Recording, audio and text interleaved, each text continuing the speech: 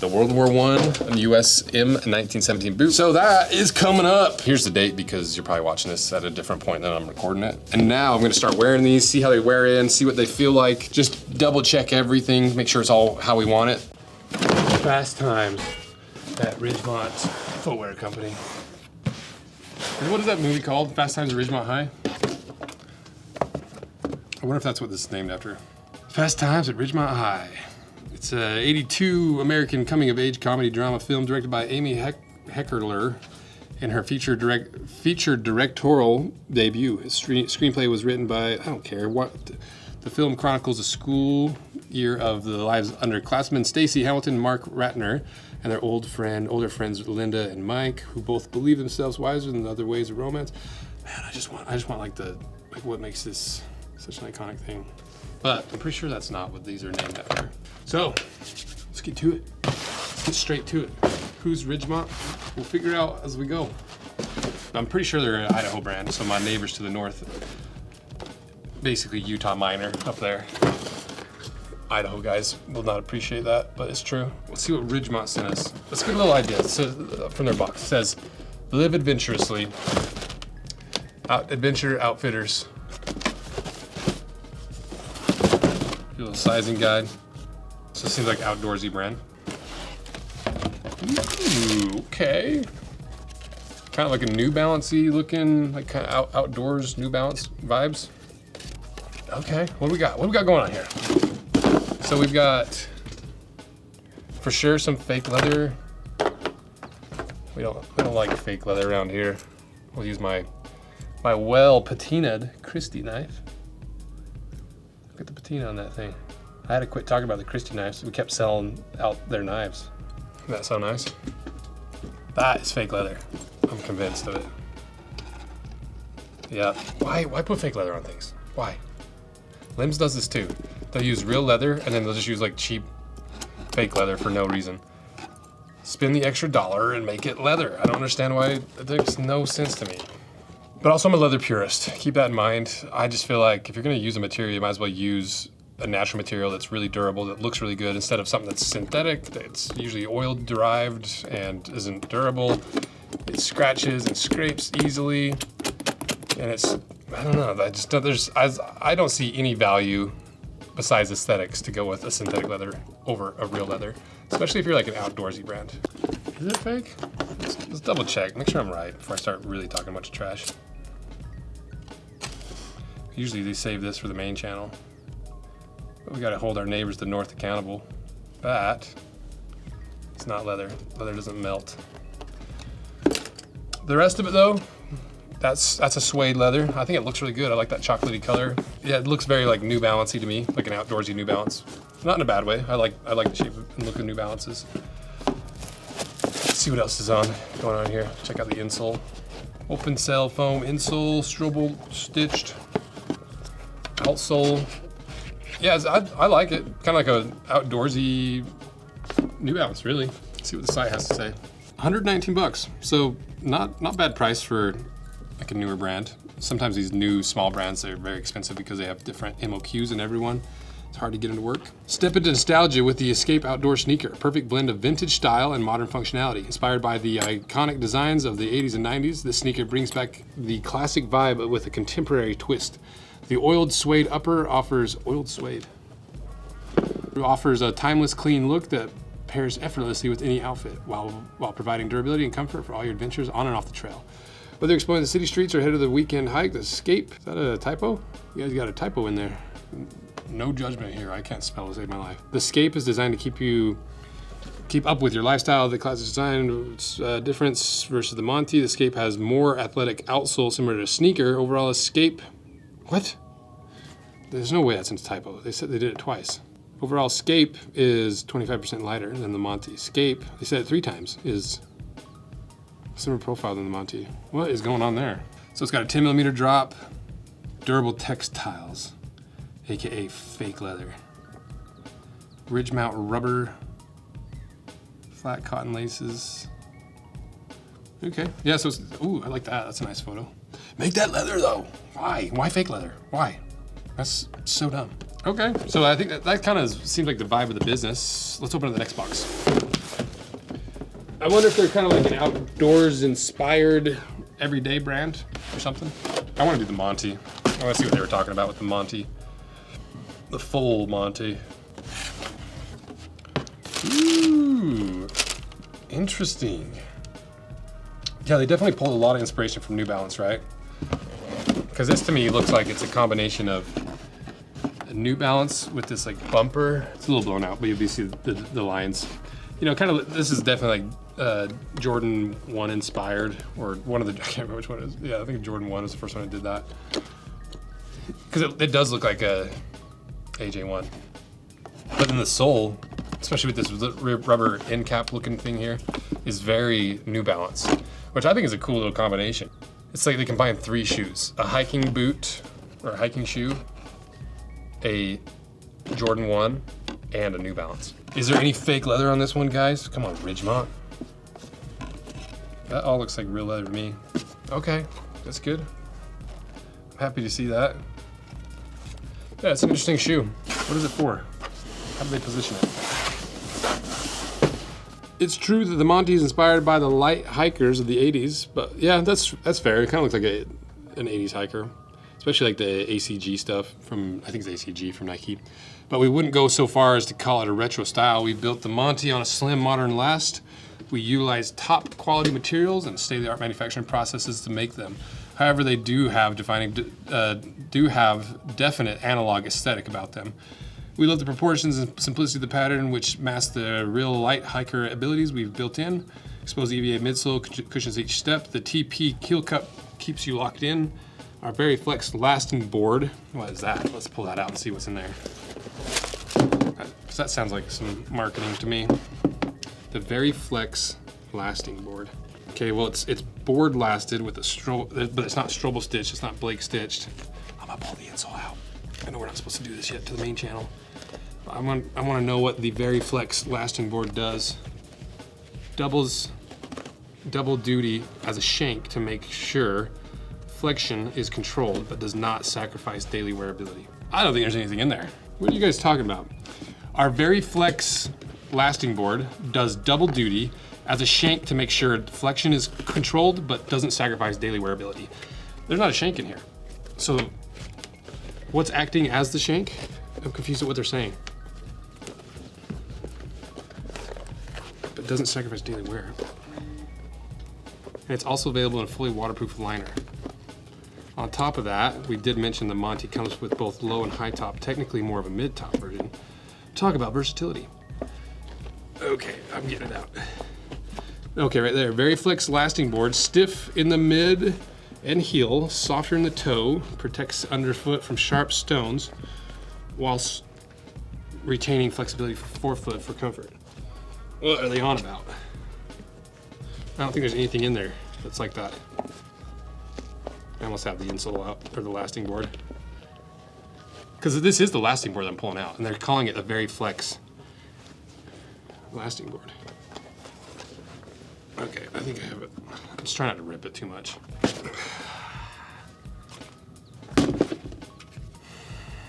There's nothing Very Flex about that.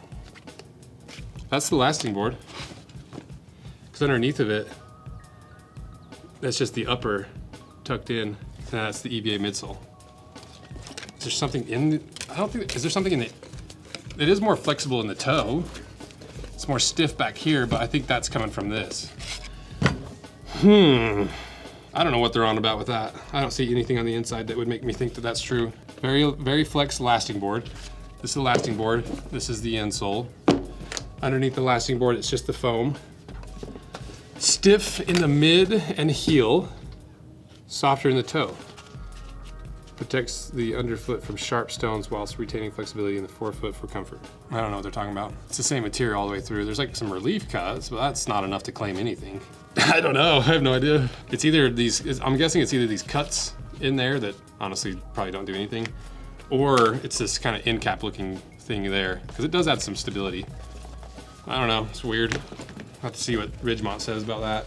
That seems like they either got something wrong from their manufacturers or a little marketing spin going on. Ridgemont. Idaho bros. Okay, 2 more. I think this is the pair that Jaren's been wearing. The Flints. Yeah, these look worn. Ooh, I like that asymmetrical toe cap though. That's cool. That's nice. Looks like real leather all the way through. Wow, that's a nice leather too. Very oiled and very supple. Looks like a vulcanized construction, is my guess. That leather's really nice.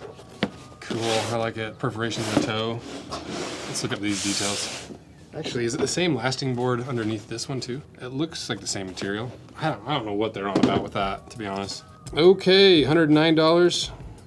A chill low top sneaker with full grain upper and oiled suede toe and heel caps. This is something that the more radical among you may want to shred the gnar in. Little skate shoe, I guess, huh? That's cool. I didn't know it was a skate shoe. That makes sense with the lineman patch right there, that little ollie patch. I like it. I bet that's why they use a little bit thicker, more like substantial oil leather. That leather's the best out of all of them so far, by far. That's a really nice leather for $109. That's cool. I like this actually. Now that I know it's a skate shoe. I have to get Sam's opinion of it though, because he's the skate guy. The suede is backed. I can see a little backer on it, which makes sense. You know, it's a suede stretches a lot. Huh. That's cool. Yeah, real vulcanized construction. Let's see if they have any weird claims in this one too. Extra thick PU insole. Yeah, it is definitely extra thick. Rubber herringbone tread. Yep. Okay. I like that one. That's probably my favorite one so far, actually. I do like these. I like the look of them. I wish they didn't have fake leather on them. Let's go to their story. It seems like most small brands have a version of the same origin story. I needed a needle and thread because I couldn't find the perfect pant, so I decided to quit my job and make my own, even though I'd never developed a product before in my life. As cliche as it sounds, that's what happened. The particular kind of person, stubborn, unreasonable, very different. A particular kind person versus a particular kind of person. Experiences a situation where something is lacking and says, hey, I can do better. Can they really? Maybe not, but you'll only know for sure if you try. Unfortunately, Ridgemont's original story is no different. I was prepping for some adventure travel and I couldn't find shoes that had both the style and the functionality I was looking for, so I decided to make my own. I should probably mention that I was designing and developing shoes at the time and had been for many years. There were roughly 47 billion shoes in the market. To think that I couldn't find what I was looking for sounds ridiculous, but I promise it was not for lack of trying. And let me be clear, I'm not trying to make the case that I couldn't find good shoes. There were tons of great shoes. It's just that the shoe with the style I liked weren't built to do much more than look good, and the shoes that were built to perform weren't designed with me in mind. They were made for other dudes who had pants that could transform into shorts with a quick pull of the zipper, or dudes that used poles when they walked, and look, I'm not saying there's anything wrong with either of those. All I'm saying is I really had a style that was void of walking poles and zip-off pant legs. I think it's like granola style. It's kind of like the vibe you're saying. I felt like the shoes that were out there weren't for me. I also had a hunch that if I felt that way, there was a bunch of other people who had grown up with the same influences as me and saw the world through similarly warped eyeballs. So I said, hey, I can do better. Lol, did I do better? I guess that's a matter of opinion, but I welcome you to try out some of Ridgemonts to see for yourself. This circus has a few animals, and I'm very lucky to have found incredible partners that believe in the mission and allow Ridgemont to remain focused on principles on which the brand was founded. Stacy Lowry, the founder. Here's the boys. There's Stacy. There's Tyler and Clay. Cool. That makes sense. So that kind of clarifies to me like what they're going for. They want, like, for instance, this is a New Balance, like a 90s style, like New Balance looking shoe. Not specifically New Balance, but I think they nailed it with like a 90s shoe, dad shoe. But it's got earthy tones. It's more equipped for the outdoors. It's more function based rather than New Balance being a lot more style based. That makes a lot of sense. Final pair. Let's do it. Whoa, that's a very much hybrid shoe. The Outback Steakhouse. What is this? Okay, so it's like a mid-top vulcanized construction with a luggier, chunky outsole with a really nice leather upper. That leather's really nice. Here I was talking trash about them not using real leather when actually two of the four are really, really good leathers. This is nice. That looks super thick too. I like this reinforced stitching. You know, it kind of harkens back to the old school hiking boots with all these big loop eyelets. I can't remember what they call these, like hiker eyelets. Speed hooks, little toe cap. I'm guessing that toe cap's not real. It might be real. I really want to find out. Should we do it? I have to know. Let me get my Christy knife out. Pop a couple stitches. Okay, it's not 2 layers. It's an aesthetic toe cap. Take that for what it's worth. I really like this canvas collar. I think it's a really nice touch. That leather is so good too. It's thick, it's hardy. I like it. Okay, let's look at the inside. Ooh, look at that. That's a big old, that's that same big squishy when they put the skate shoe. Look how thick that thing is. So these are gonna be very, ooh, look at a little arch support there too. Nice. Underneath, what? This is what I expected to see in the hiking shoe. That is what I think was supposed to be in here. So maybe this is a sample. Maybe they sent us like an advanced sample rather than the final pair. If I was Ridgemont, I would double check that the manufacturers actually gave me what I asked them for, because I think that's what they were trying to say. Let's see if it says the same thing. Very flex lasting boards, stiffen, yep. So that is what was supposed to be in the hiking shoe. I wonder why it wasn't in there. That's so weird, because it's basically, it's a really cool idea. I've never seen that before at all, where it's a lasting board that has what are they called? Like cleats. What do they call them? Like in metal, when you put ribs in metal to stiffen it up, like on car doors, rather than sheet metal being like really flimsy, you put a bead across it. That's what they did with this lasting material. That is really interesting. I don't know if they're the first people to do it, but that's the first time I've ever seen it. Ooh, I can pop it out. Not very well glued in there. I think after you had some wear on it, it would probably stick better. Fortunately for us, it's not super well glued in there that we can mostly pull it out. Gusseted tongue, it's a nice touch. Well, it's very well glued in the forefoot at least. Or better glued anyway. There's more work than I put in most. I was in 2 videos. I like the innovation, so I think it's, ooh, worth highlighting. That is cool. I've never seen that in my entire life. So you've got these ribs here that make it really tough to flex it there. But then through here, you've got no ribs, essentially. See how much easier that flexes? This hard to flex, this easy to flex. But there's ribs transversely on this side. I think that's the right use of the word. So it flexes where it needs to, and then it's rigid where it needs to. That was supposed to be in this. So if I was Ridgemont, I'd double check that my batch actually has that in it, because that is really cool. Because it basically is just a plastic shank. Looks like this, like a plastic material. I don't think it's carbon fiber. Pretty strong. I don't want to break it. And then underneath, you can see there's nothing else underneath, so very simple construction. You know, very thin outsole after you pull that out. That is really cool. Final verdict. I think these two are really, really nice. Really cool, good materials. Very premium leathers, cool innovations, smart use of materials. But these other two, this one's missing one of the defining features in it. I'm not sure, maybe I'll put a clarification here if Ridgemont has some clarification. And this one was fine too, it's just I didn't like the fake leather. So, I love these two. These two are okay. These two are really, really interesting. So let me know what you think of Ridgemont. If you want to see them cut in half, let me know. We basically diagnosed or dissected it to some degree already. But let me know what you guys want to see. Check out Ridgemont below. Check out Christy Knives below.